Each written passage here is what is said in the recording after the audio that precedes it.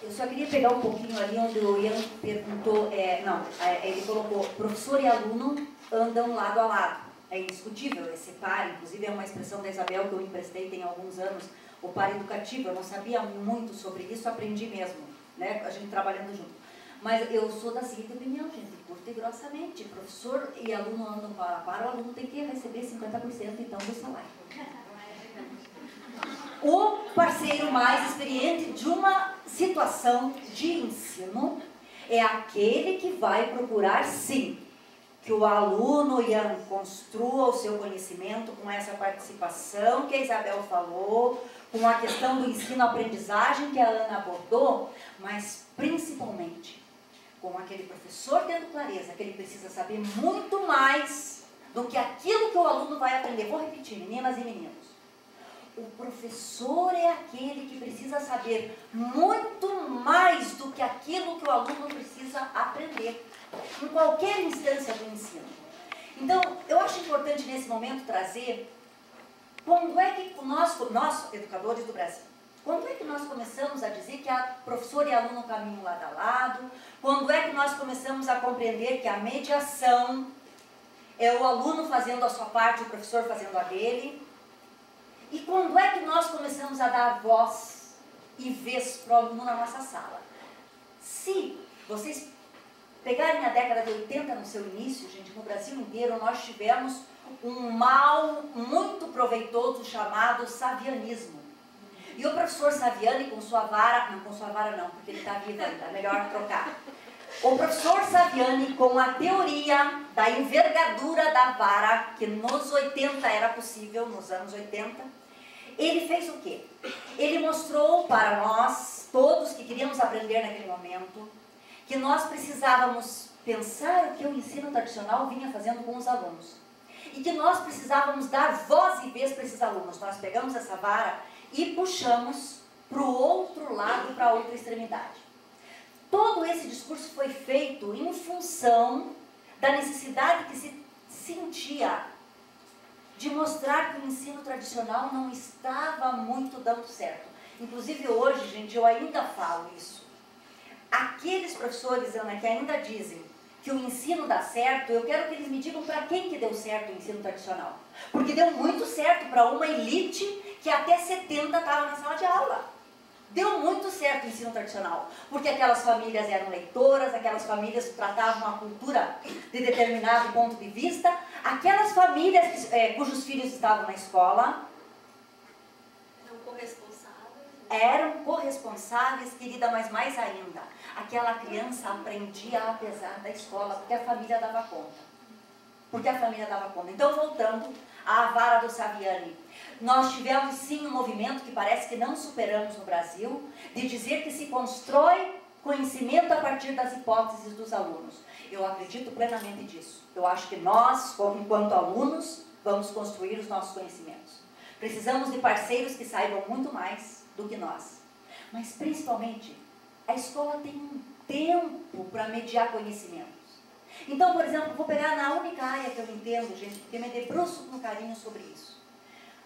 Um aluno, seja da classe menos privilegiada ou mais privilegiada, ele vai aprender a escrever se ele for por tentativa de acerto e erro.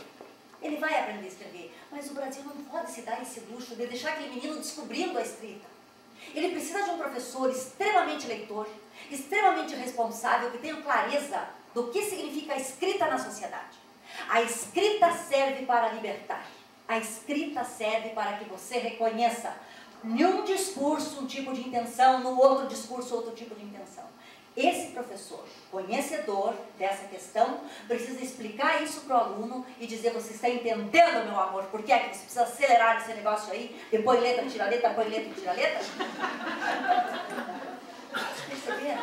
Não dá mais para a gente achar que ele vai descobrir sozinho. Ele vai descobrir, mas pode ser que ele leve 10 anos, gente. Pode ser que ele leve 10 anos. Então, essa questão do professor trabalhar ao lado do aluno, caminhar ao lado do aluno, é interessantíssima e necessária. Porém, sabendo da sua responsabilidade, sabendo da sua intenção e percebendo nele um transformador social. Mas não é assim, eu como professor transformo a sociedade. Não. Eu transformo a sociedade e agora eu vou fechar. Dizendo assim, as informações são essas, mas a escola é boa, meu querido aluno. Porque aqui nessa escola nós ensinamos a processar informações. A escola não é boa porque ela traz informações, gente. Informação tem em qualquer lugar. A escola é crucial, porque ela precisa ensinar a processar informações. E não é dizer selecionar informação. Essa serve, essa não serve. Não. É pegar uma informação, mais uma, mais 15, mais 20, e perceber que se eu tiver uma intenção, eu posso trazer para cá, e se eu tiver outra intenção, eu posso trazer para cá. Eu acho que a Isabel fala muito bem quando fala em processar informações. Ela fala muito nas sinapses do cérebro. Vai chegar um momento na nossa conversa que ela vai ter tempo de concluir isso, para eu tomar água, porque eu não consigo mais falar. Antes da gente evoluir, eu acho importante um conceito que a Sandra trouxe, lembrou, e que ele suscita, às vezes, algumas interpretações que não são muito adequadas. E que a Sandra lembrou que eu não queria deixar passar. O paraeducativo, gente, ele se baseia na teoria de papéis, que diz o seguinte: você só é professor se você tiver aluno. É papel e contrapapel. Isso para qualquer profissão. Vai me dizer assim, não adianta chegar e dizer para vocês, gente, eu sou uma cantora famosíssima.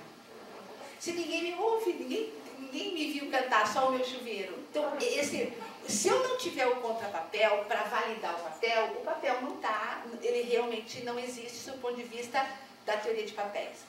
Vale dizer o quê, gente? Quando a gente fala, né, que a Sandra trouxe tão bem.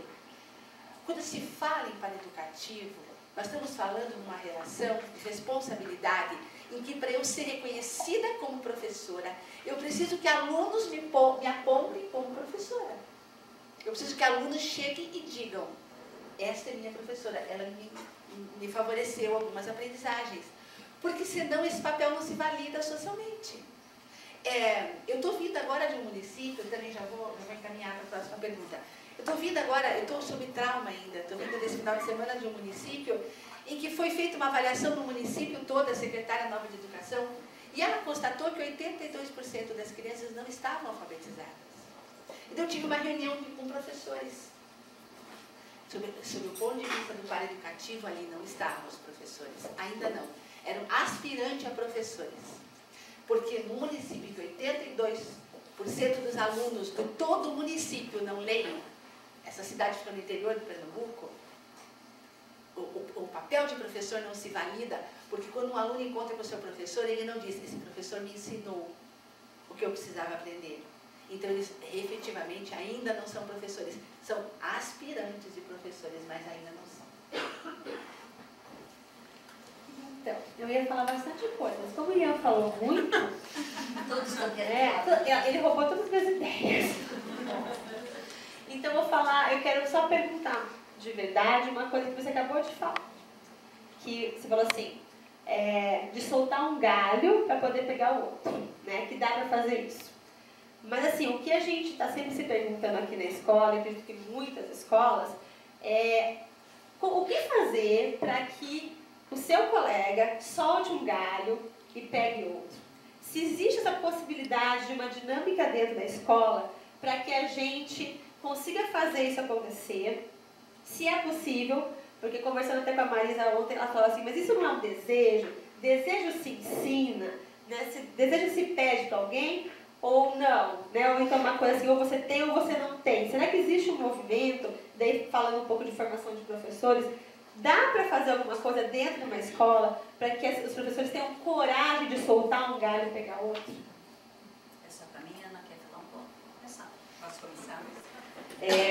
Na verdade, eu acredito que exista sim um papel, e eu tenho, meninas, só para vocês saberem, meninos também, só para vocês saberem, eu fiquei 35 anos, 35, gente, é ano que não acaba mais, dentro de uma escola pública, e eu dizia o tempo inteiro que era o momento mais feliz da minha vida, que 12h10, quando eu guardava a partida no carro e ligava o celular, eu começava a me incomodar. A manhã inteira eu era muito feliz, trabalhando com alunos de escola pública. As pessoas aqui, algumas sabem bem dessa realidade. E nessas escolas públicas, eu sempre dizia assim para a coordenadora, para a diretora que sofria, porque aquela aquele corpo docente não avançava como queríamos, como era necessário, né? E eu falava assim, Sônia, trabalhe com quem quer. Não comece a inventar coisa. Pegue os que têm boa vontade. Gente, trabalhe-se com quem tem boa vontade primeiro. A partir do momento que aqueles que têm boa vontade conseguem sensibilizar o aluno, esse aluno começa a exigir da nossa colega de sala, Cíntia, da colega de turno, um outro tipo de postura. Então, o que eu fazia muito, gente, muito mesmo, através de produção textual, era mandar textos coletivos exatamente para aquelas colegas que menos trabalharam o texto coletivo na vida e que mais detestavam as práticas metodológicas que trabalhassem com texto. Por quê? Porque elas acreditavam que classificando palavras e orações é que se ensinava língua portuguesa. Então, esse movimento de provocar o outro através do teu trabalho, a partir do teu trabalho, é um caminho, mas é pouco, porque uma escola não pode depender da ação de 1, 2, 15 professores. Ela precisa ser um todo. Ela precisa ser um todo. Ah, então nós precisamos apelar para o projeto político-pedagógico daquela escola. O projeto político-pedagógico reza que a nossa perspectiva de ensino e de aprendizagem é esta. Também, quem entra numa escola precisa conhecer e perceber que o caminho se faz a partir daquele trilho. Mas o desejo, Marisa, não é inato. O desejo se planta. O desejo se constrói. Eu acredito nisso porque faço muito isso. E também já não tive muito desejo que me ensinaram a ter. Então, no trabalho, Cíntia, com os professores, para ter esse desejo, é um trabalho que passa por mostrar a necessidade. Mostrar a necessidade. O professor precisa perceber a necessidade da construção de uma outra lógica social. Ou seja, costumo dizer isso com esse jeitinho carinhoso que vocês estão percebendo que eu faço. A professora está feliz com a sociedade? Como está? Não faça o meu curso. Não vou falar nada que contribua. Você está felizinha? Acha que está bom? O Brasil, os Estados Unidos, a União Europeia, está bom? Não leia nada que eu escrevo, não presta atenção no que eu falo. Para as minhas alunas de pós, eu já digo na primeira hora das 40. Professora, está feliz?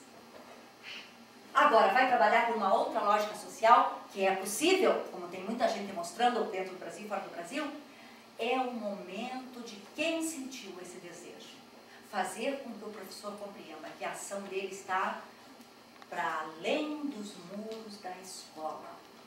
Dificilmente, Cíntia, nós conseguiríamos mobilizar um colega nosso, eu estou falando como professor de sala de aula, dificilmente conseguimos mobilizar um colega nosso a partir de discurso de teóricos ou a partir do projeto pedagógico.